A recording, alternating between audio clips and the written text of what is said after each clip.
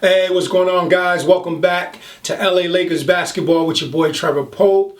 Listen, last night, I'm watching the game, Lakers versus Orlando Magic. I'm at the end of the first quarter. I'm like, man, we are about to beat the brakes off of these guys. This is about to be another one of those 140-point games, and then all of a sudden, the Lakers just stopped looking like the Lakers. That second and third quarter, we did not play well. We actually lost those quarters. We were able to clean it up in the fourth quarter and get the W. But to me, it was a very, very sloppy win. We came out with energy. I don't know what happened after that. I don't know if we just felt like we can cruise on these guys because of the way we came out and jumped on them. But it was a very sloppy win. Yes, we held them to 87 points, but at the end of the day, that could have went either way if our shots, would have stopped going down, for the ones that we hit, especially in that fourth quarter. But, LeBron had a triple-double. AD, he had 16 points, 12 rebounds, 2 steals, 2 blocks. So he played pretty well, but he wasn't that great from the field. He went 6 for 20 from the field, so didn't have a great night from the field. But nevertheless, he chipped in, did what he had to do. My man KCP, 15 points, 4 of 7 from the three-point line. KCP has been playing really well. For him to have to chase all of these guys down and then still, hit these open shots, these open threes. And, he's been doing some really good passing these last few games too. So, I'm really excited about him because I told you guys in an earlier video that, there was some fellow Laker fans that wasn't feeling them maybe 7-8 games ago. And I'm like, listen, you got to be patient. We're winning. We're still winning, even though he's not knocking down his shot yet, but he will. And guess what? He did. So shouts out to KCP.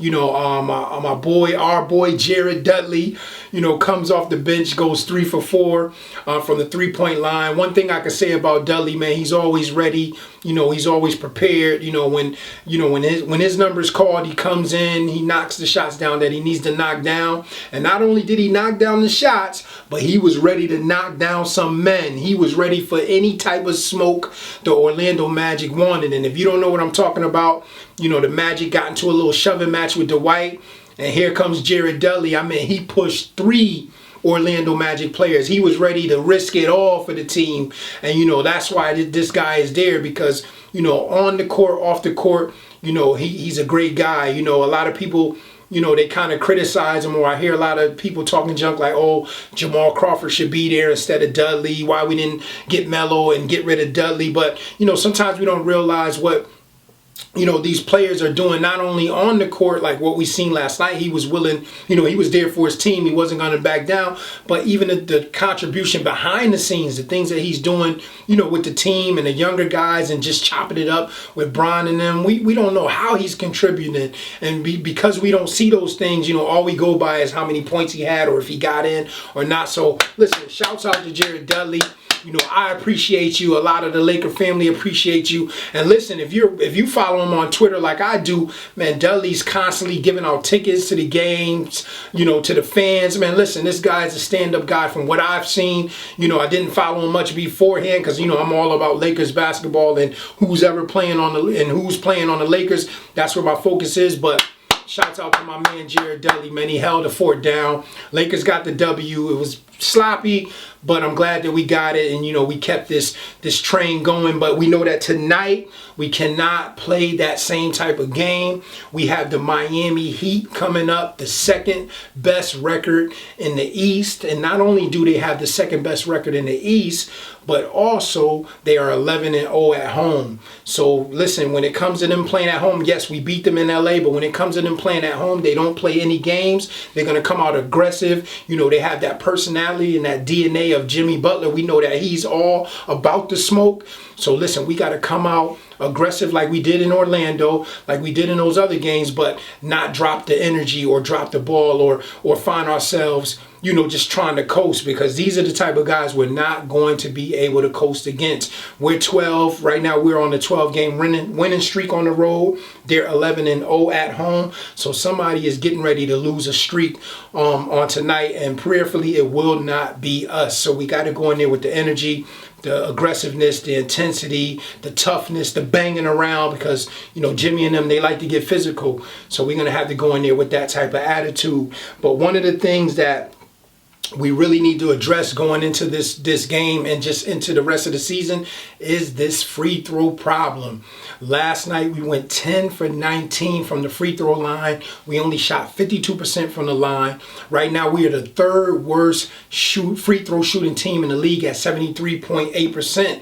And listen, that's not going to cut it, you know, as we get into these games that's going to be close going down the line, going into the fourth quarter. It's not going to cut it, obviously, in the playoffs when everything slows down and, you know, it comes down to those clutch free throws.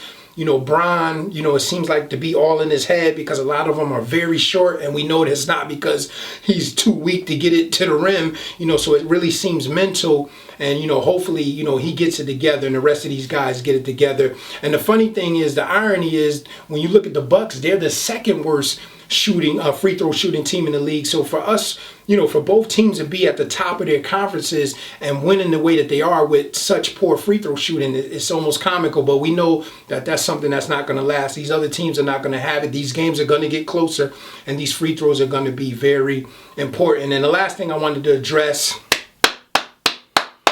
my man, one of my favorite players on the team, Avery Bradley, came back last night. I love this guy. I love his defensive intensity.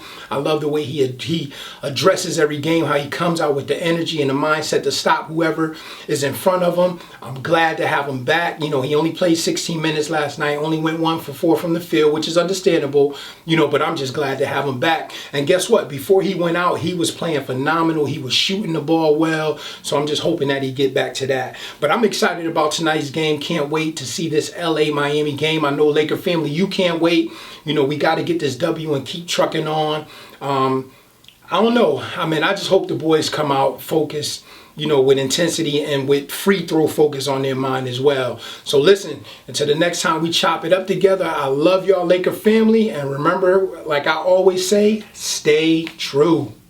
Also, guys, don't forget to like this video. Don't forget to subscribe to the channel. And when you do, click the subscribe button. Also, click the bell. It will notify you every time that a video is uploaded from our channel. Just want to say I appreciate you guys thus far, you know, checking out the few videos that we've uploaded. I appreciate you guys that have already subscribed to the channel. I even appreciate you guys that didn't agree with me on that last video I put up and we had a little dialogue and debate back and forth. Appreciate you guys as well. And listen, we're going to keep it coming. We're going to keep chopping it up and talking. You know, this is what basketball fans do, you know what I mean? And we that are a part of the Lakers side, you know, the Lakers family, listen, we're going to always defend our Lakers. You know, we're going to always stand on the side of that purple and gold. That's just how it is, and that's just how we are. So listen, love you guys. Once again, don't forget, Laker family, stay true, and I'll talk to you guys soon. Peace.